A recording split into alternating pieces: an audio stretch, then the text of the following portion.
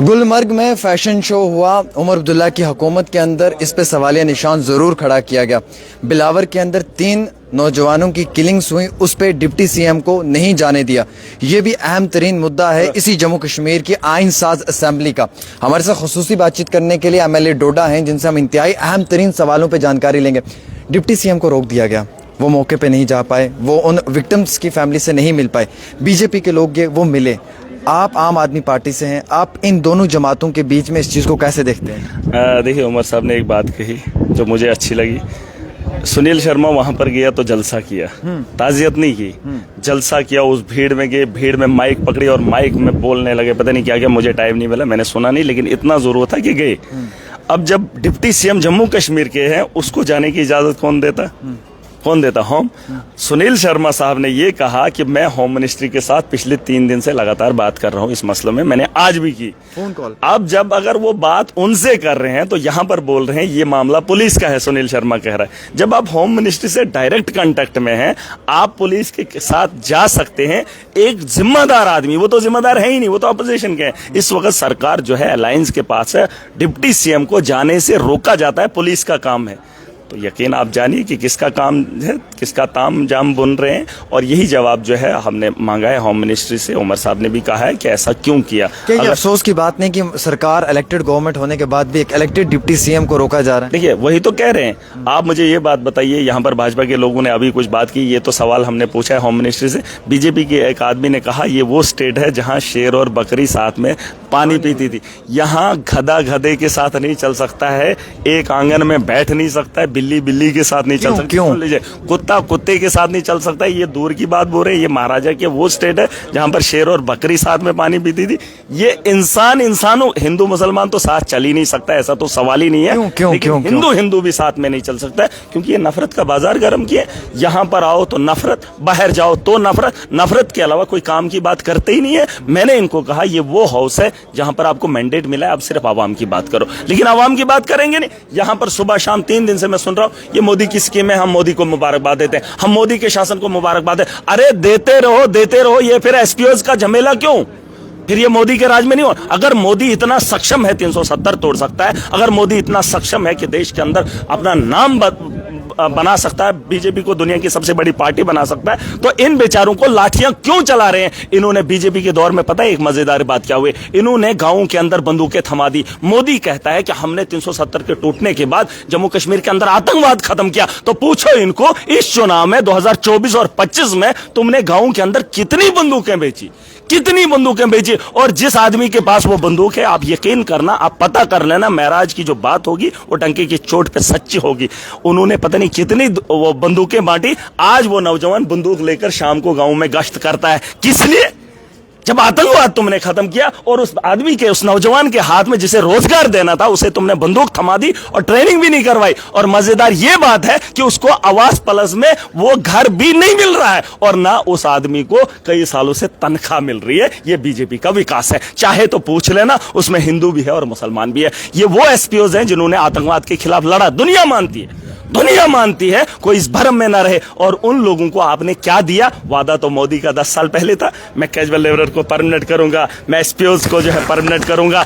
और आज जिन लोगों को बंदूक थमा दी, उनको 500 भी नहीं मिल रहा है, पता कर लेना। और ये मोदी का शासन है, मोदी का देश। ये सवाल इन लोगों से पूछो। इनको कोई अधिकार नहीं है कि आज असेंबली में आकर अपोजिशन में रहे, सिर्फ मुद्दों की बात करें। अगर पुरानी बातों को दोहराएंगे तो महाराज ने टोकेगा, मैं बोलने नहीं दूंगा। आज मैं इसलिए खामोश हूं क्योंकि मेरी ये बीजेपी के लोग कहते हैं हमें बात नहीं करने देते हैं, हमें डिस्टर्ब करने। इनको लगता है मैं किसी से चुन कर आया। डिस्टर्ब क्या मतलब? आप बेहुदा सवाल यहाँ पर असेंबली के अंदर उठाएंगे तो मैं उठने दूंगा। ये सदन मेरे जम्मू कश्मीर के लोगों का है। तुम जम्मू की रहनुमाई कर चुके हो, तुम्हारे पास मोदी है, तुम अपने काम मोदी से करवा लो। ये सिर्फ अपने घरों को चला रहे हैं, इनको जम्मू कश्मीर की आवाम से कोई मतलब नहीं है। नौजवान पिटता रहे, कोई फर्क नहीं पड़ता है। नौजवान को रोजगार नहीं है, कोई फर्क नहीं पड़ता है। इन्होंने माफिया लाया है, इनको कोई फर्क नहीं पड़ता। मैंने उमर साहब को कहा माइनिंग, इलीगल माइनिंग को लीगलाइज किया जाना चाहिए और बाहर के ठेकेदारों को यहां से निकालना चाहिए। यहां तवी के पार देखना, बड़ी बड़ी कंपनीज बाहर की आई हैं।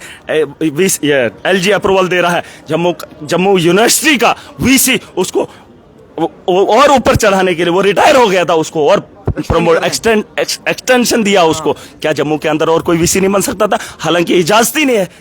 इन लोगों को बिठाने की, वो अपनी मर्जी से बड़ा बड़ा तामझाम देख रहा है, बड़ी बड़ी कंपनियों को ला रहा है, लूट खसोट करके जम्मू कश्मीर को लूट रहा है। मैंने एक आंकड़ा दिया है जम्मू कश्मीर का। आपके पास ये कुछ बजट के हवाले से कुछ बजट पुराना है, ये नए बजट पुराना है। मैंने पुराने बजट में करोड़ों रुपए लैप्स हुए हैं। मैंने बीजेपी का बजट लाया जो बीजेपी के दौर में था, और जिस दौर का मैं डीडीसी हूं, मैंने पूरे स्टेट का बजट लाया है और इसमें दिखाया है। ये बजट था 521 करोड़ डिस्ट्रिक्ट कैपेक्स में, जिसमें लैप्स 345 करोड़ हुआ है। लैप्स हुआ है सर। हाँ, जिसके जिम्मेदार एलजी है। इन्होंने कागजों में बताया हमने इतना पैसा दिया, लेकिन उसके घर तक नहीं पहुंचने दिया, वहीं से खींचकर वापस लिया। ये इनकी पॉलिसी थी जम्मू कश्मीर के अंदर। और मुझे नहीं लगता, इन लोगों को पूछ लो, बाकी एमएलए को पूछ लो कि महाराज झूठ बोल रहे हैं। आप आंकड़ा देख सकते हैं, ऑनलाइन रिकॉर्ड है और इस रिकॉर्ड के अंदर ये चीज दिखाई है। इंपॉर्टेंट सवाल है, लोगों ने कहा कि मैं आपसे पूछूं और आप हुकूमत से पूछें कि जो इलेक्ट्रिसिटी के बिल्स हैं वो काफी ज्यादा बढ़े हैं, 200 से 400 हो गया, 400 से 600 हो गया।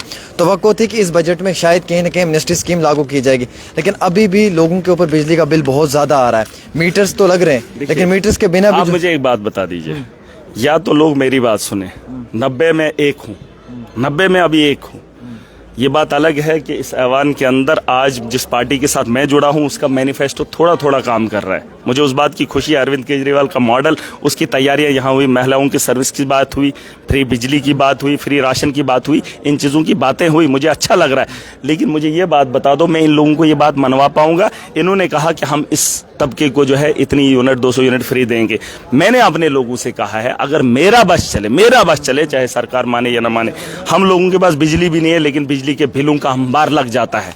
कोई बिजली नहीं जलाता, अगर 200 यूनिट जलाते हैं हमें 700-800 यूनिट का जो है बिल भरना पड़ता है। आप ऐसे लोगों को भी देखेंगे जिनके यहाँ 15-15, 20-20 दिन जब मीटर रीडिंग ही नहीं हो रही है, या अपनी मर्जी से बिल फाड़ के उसको दे रहे।